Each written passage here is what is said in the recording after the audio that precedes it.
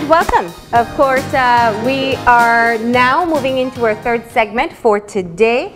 And we are joined at this time by Councillor Phillip Willoughby. Of course, he is he's here representing CEMO and CEMO. And of course, we are talking about the latest updates on Tropical Storm Franklin. Good morning. Good morning. Thank you for taking the time to come in. Not a problem. All right. So I want to just start off with the latest update. We're currently under a tropical storm warning. Yes. At this point. That's 2 red flags with the black Yes. dots, meaning that the effects of a tropical storm are imminent. Correct. Yes. So let's talk about what the status is at this point of NEMO preparations and CEMO preparations. Okay. Yesterday, Sunday, we convened a meeting at City Hall at 3 p.m. where we had representation from the management and director side of the city, and we had representation from the government side, public officers who were present. All stakeholders were at the table, all agencies were at the table. What we concluded with is that, one, our staff needs to activate their personal and family plan first and foremost, because once we kick off in full activation mode, they won't have basically any time to deal with personal or family issues, because they would be committed to the EOC and serving in their capacity and their roles as they are to function during an emergency. With that said, the plans in place, we then secure the city's assets. You know, you have to do that, so we will institute that we activate the city's plan for the council. Thereafter, we proceed over to our EOC, which will be fully activated at that time, and we convene a meeting today officially at 3 p.m. That is scheduled to change because I need to have a discussion with my other colleagues and directors, that if the staff makes up time in what they need to do and we complete securing the council's assets, we just move up the time and meet a little bit earlier. But you know that advices from NOAA, the National Hurricane Center, comes out at about 3 o'clock our local time. That's right. So that is why we set the meeting time at 3 p.m. Yeah. So currently what we're looking at is a tropical storm that at this point is projected to make landfall, the center of the storm, just a bit above our border. Of course, we know these things change very rapidly. But also important is there is the possibility of it developing into a weak hurricane before landfall, right? This puts at least the north of the country, especially the coastline, at risk of some very severe winds and sustained rains. What are some of the current mitigation efforts in place, knowing our likelihood of flooding? We saw storm surges being a problem before, and what are the fundamental things we're trying to do to prepare these areas? Well, I just spoke with Deputy Mayor Dean Samuels and the city administrator, and I requested that all culverts that needs to be clear, we need to revisit as much of them that we possibly can, to ensure that that will facilitate the smooth flow and running off of water in the critical areas that are prone to flooding across the city. So the deputy mayor, myself, and his manager and the city engineer will be dealing with that the minute I leave here, just to revisit. It's not to say that the work hasn't been done, but we need to ensure that they are functioning and functioning properly to handle the volume of water that is scheduled to, in terms of 3 to 6 inches of rain or maybe even more, we need to be able to handle the volumes that come our way. Yeah.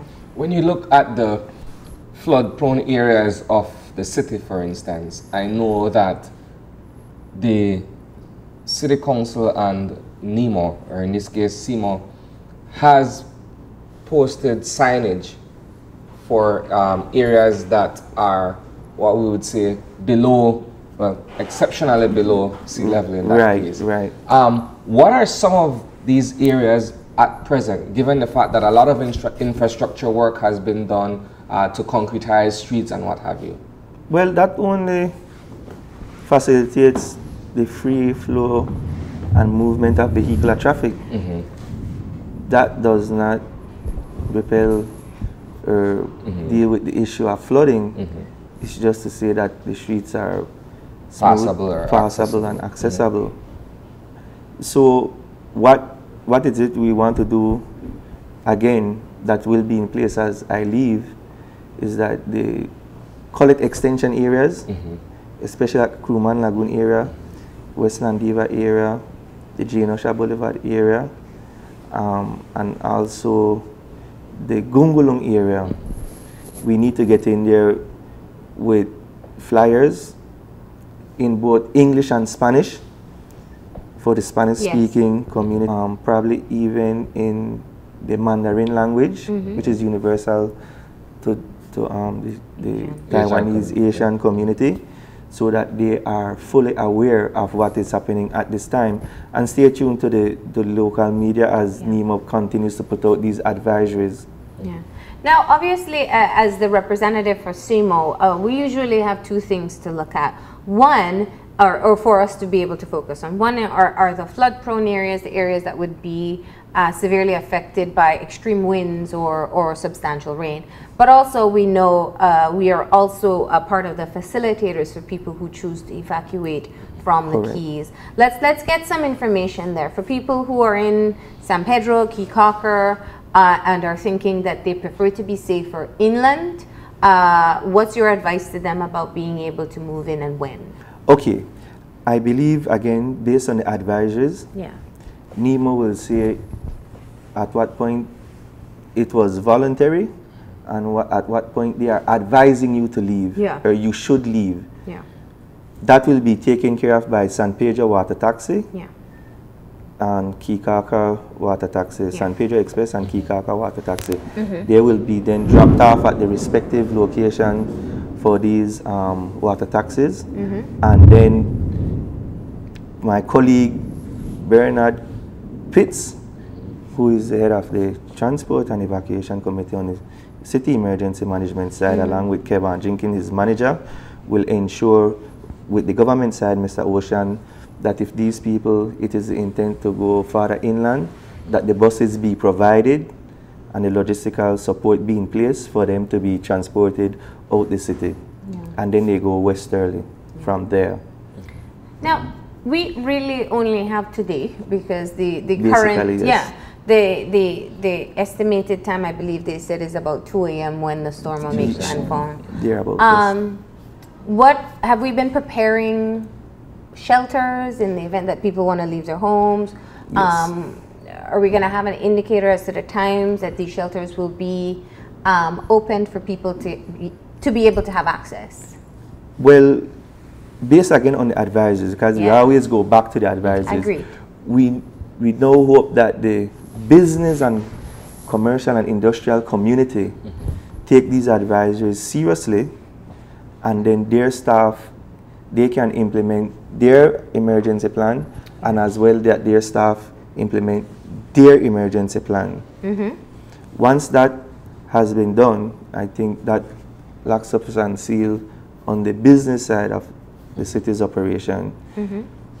We intend to open all shelters, if needs be, across the city. Okay, so that will be in place along with the security forces, along with our shelter managers, and I personally spearhead that committee. Likewise, as it is a key and critical committee that you can't drop the ball on.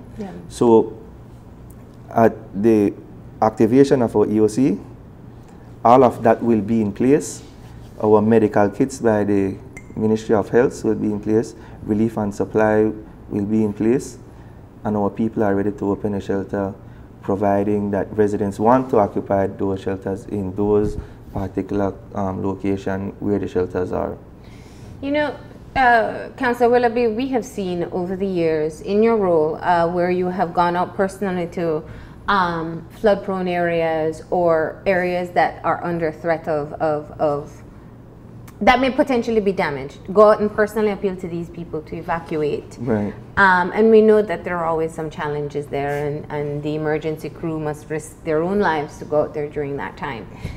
Now, since Franklin is a tropical storm, many people may feel don't underestimate safe. it. And that's what I wanted to talk about. Can we talk about what the impact of a tropical storm or a weak hurricane may be, and how one can accurately assess their threat level?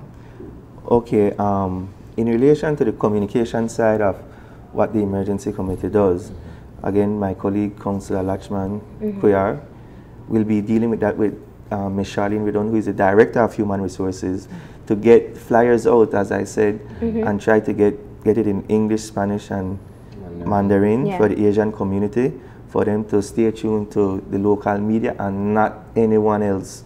Please keep it local. Okay? So they will be dealing with that, and her PR team. And I say thank you to all of them for the magnificent work they have done since yesterday. So they will be dealing with the communication side of the operation. In relation, again, going back to the communities and the shelters, yes, we need to go out to them. Yes, we need to communicate with them, because that is a must, and we can't leave anything for chance. And thinking about strength and weaknesses of a system, think about Tropical Depression 16 and look at what Tropical Depression 16 did. We underestimated, and some may say it was a strong category 1 or a low category 1 for Hurricane Earl. And look at what Earl did. So please do not leave anything to chance or second guess. Take it seriously, because we saw and experienced what these systems can do to families, to homes, to roads, to bridges, the entire city's infrastructure. Look at it at the national level, what these systems have done to the country of Belize. So don't leave anything to chance. And like we said, this is a very fluid situation, and systems can shift and change in the blink of an eye. So let's be prepared. Now you're talking at minimum, if it's a tropical storm, a strong tropical storm, 60 to 70 miles per hour winds near the center, right? Yes, ma'am. And I think that is also something that people need to be cognizant of if they're thinking about their roofs, if they're thinking about debris within their yards. It is essential that people take some time, and that's a challenge I'm having. There's so limited time. Yes, so limited time, and this is why when we first spoke at the beginning or the commencement of the hurricane season, we had these discussions. Within your personal or family emergency plan, ensure that debris management, yard cleaning management, drainage management on your part within your property, that you put that in place so that you can secure your home and preserve life and protect property. So that should be in your personal plan. The other side of it, like I said, the Deputy Mayor and I and the management from the Works Department will be going around to check these critical areas where these culverts are. Hyacinth will be dealing with the PR side of things. BQ Pits will be dealing with the transport and evacuation side of things, if needs be, if it comes to that. And once NEMO says that the islands will be evacuated, then that kicks into into operation. As far as the shelter goes, the health committee is fully prepared at the opening of any shelter. Those kits will be there, relief and supplies likewise, and the security forces will be there to protect the property and preserve life at the shelters. Speaking of shelters, I'd like to segue into another area while we have you on set this morning. Certainly. There are presently 4 families that are seeking refuge at the St. Martin's de Porres School. Yes, sir. As a result of the overnight fire on Sunday. Yes, sir. Can you bring us up to speed with efforts to assist these fire victims? Well, what happened is I want to say thank you, first of all, to the residents who assisted the fire victims. When I got on the ground, when I became aware of the fire, and I got on the ground, the network and the community of persons on the ground supporting those who were affected by the fire, I mean, unbelievable.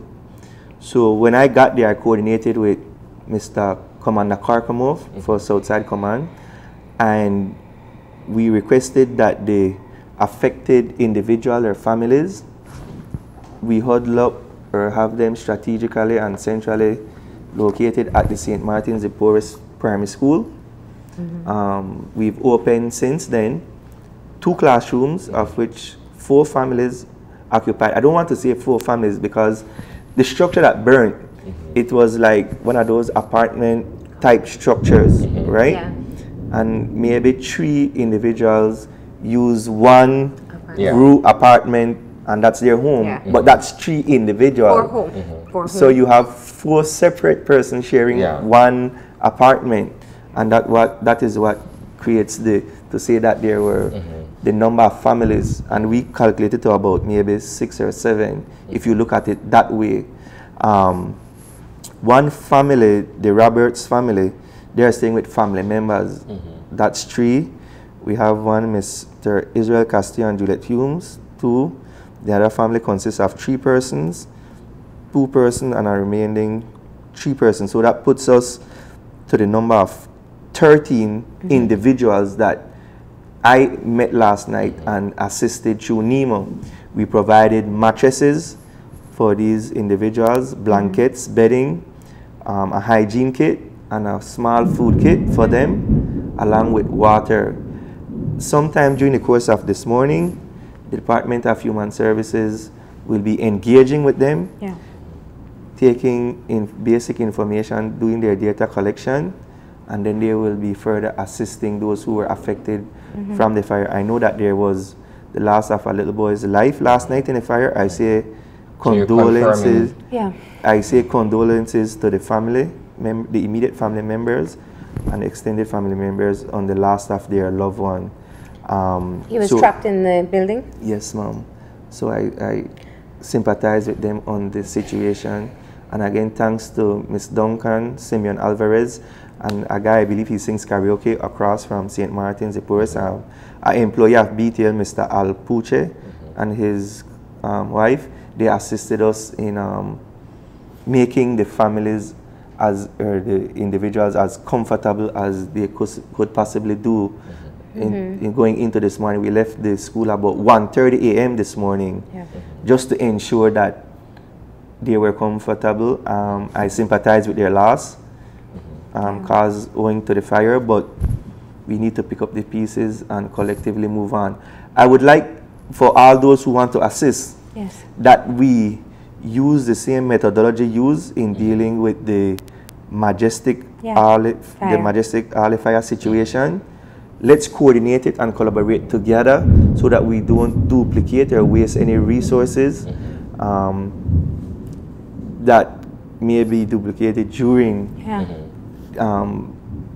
anyone willing and offering any assistance to them. Let's do it through the offices so we know how to manage it. And you will be able to assess the needs and find out what they will require and which one of those needs have already been met. Yes. There are mainly adults who were affected. There's one little boy, I believe he's not more than maybe 3 or 4, thereabout. And that's the only child that I saw last night. I don't know if the other families who went to family members or friends, if they have any children or so forth, but they can kindly contact the Belize City Council and also the PR department so that they can give any information, or they can simply go over to the St. Martin's de Porres Primary School so that the social worker can work with them, or they can contact me personally. And we go from there. All right. Of course, we'll be following up with this in our coverage for the news, and we share in your sentiment, extending our sympathies to the family that lost a little boy in the fire. A very sad story. Unbelievable, man. And the crowd out there last night, like you would think it's Times Square for the amount of residents who came out looking at this situation. Man. Last night was extremely sad for me. Social media has all the pictures. I see you have some. Yeah, yeah. But being up close and personal to it, I mean, you could still smell going into this morning, like I said, about 1:30, when that rain came, it was still smothering.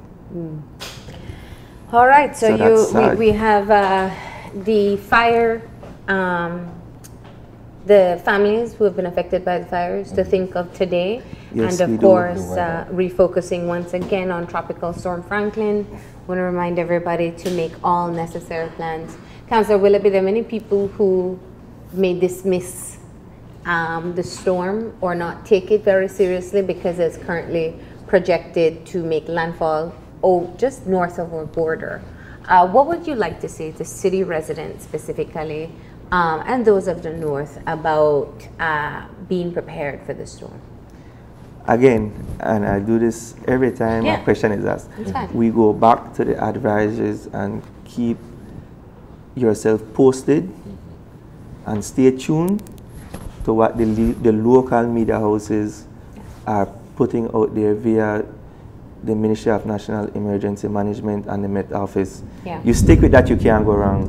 Stick to that. Stick to that. That's all I can say. Stick to that. And then for us who are on the ground, right, providing the media houses likewise with information, guiding, well, in this case, guiding Belize City. Maybe in that jurisdiction, you have your person on the ground, Mr. Willard Levy, in the north, Corozal. When Mr. Levy speaks, he speaks from experience and a senior level, being the district coordinator for Corozal district for some time. So when he speaks, I mean, you know, leave it to chance. There is experience there. And likewise for Orange Walk district, where there is Mr. Aragon and Ms. Sulema, again, experienced persons putting out advices. So I say it to the general public, stay tuned. I believe you'll see some councillors more visible than others in the aspect of PR. There's Councillor Quayar who will be dealing with that. Dean Samuels has to be on the ground, who is a deputy mayor, who is the councillor responsible for works dealing with these culverts and drainage situation.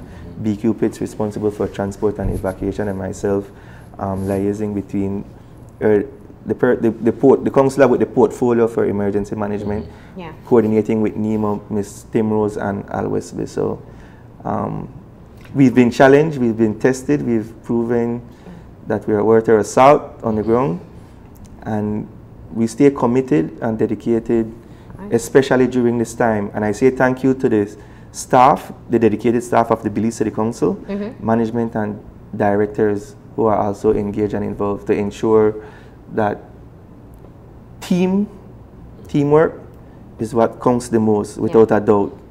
You might see the faces of some, but it still comes down to teamwork. All right, well, thank you for stopping in. Of course, we will keep our viewers updated, as you pointed out, with the latest advice from NEMO and updates from the Met Office. We also have at this time the numbers of the coordinators for NEMO in your area.